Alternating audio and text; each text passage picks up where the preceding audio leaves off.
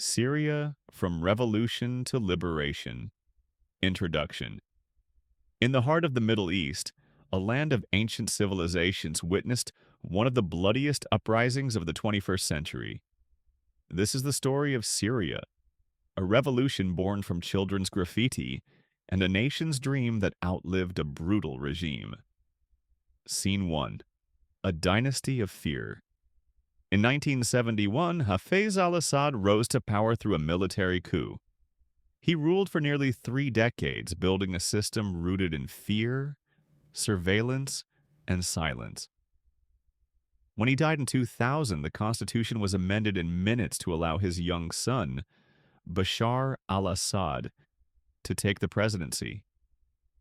Educated in the UK, many hoped he'd bring reform. Instead, he deepened the regime's grip on the country. Scene 2. The Spark. Daraa's Children. In March 2011, children in the southern city of Daraa wrote on a school wall, "Your turn is coming, doctor." They were arrested, tortured, and some were killed. When their families protested, the regime responded with bullets. From that moment, Syria changed forever. Peaceful demonstrations spread across the country. People demanded dignity and freedom, and were met with tanks and live ammunition. Scene 3. The crackdown. Thousands were killed in the early months. But Syrians continued to march, to bury their dead, and to resist. The Assad regime escalated. Cities were besieged, homes bombed. Airstrikes targeted schools and hospitals. Chemical weapons were unleashed. Homs was reduced to rubble. Aleppo was shattered. Eastern Ghouta suffocated under sarin gas, and the world watched, mostly in silence. Scene 4. Birth of the Resistance.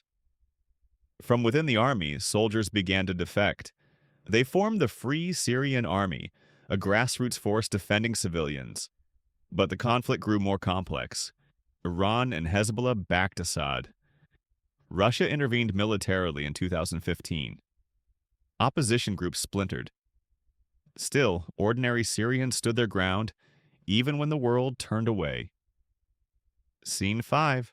The Human Cost. By 2020, Syria had paid a heavy price. Over 600,000 people killed, 6.8 million refugees scattered across the world, 7 million internally displaced, 40% of infrastructure destroyed, tens of thousands still missing in secret prisons. But the fire of the revolution never died. Scene 6. Turning Point. The Idlib Campaign. In December 2024, everything changed. The Free Syrian Army launched a surprise offensive from Idlib. In just 11 days, Hama, Homs, Aleppo, and Daraa were liberated. Uprisings erupted in Damascus and Sweda. Assad's army crumbled.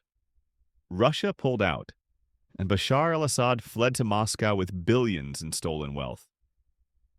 On the 11th day, the Free Syrian Army entered the capital. Scene 7. The Fall of the Regime. The Assad dynasty, after 54 years, came to an end. Syria erupted not in chaos, but in relief. There were no calls for revenge, only rebuilding. A new dawn had come, but who would lead? Scene 8. Ahmad al-Shara, a leader from the people. On the 3rd day after liberation, the Transitional Leadership Council named Ahmad al-Sharia as interim prime minister. A native of Daraa, Ahmad lost his father to regime brutality. He had documented the revolution with a camera before ever holding a weapon. What made him different was his honesty and his refusal to sell Syria's future to foreign powers. He entered Damascus not as a conqueror, but as one of the people. In his first speech, he said, "We didn't just topple a regime, we toppled fear. Syria belongs to all its children, and no one will be excluded again." He freed detainees. He banned revenge. He moved his office into a destroyed school, reopening it for children who had known only war. Ahmad al-Sharaa wasn't perfect, but he was real, and he was theirs. Conclusion. The Syrian Revolution began with a wall where children dared to write what adults feared to whisper. It was met with tanks, torture, and chemical fire. But it endured, because freedom, once awakened, cannot be killed. Today, Syria stands. Wounded, yes, but alive and free. A nation rewriting its story, not in fear, but in hope.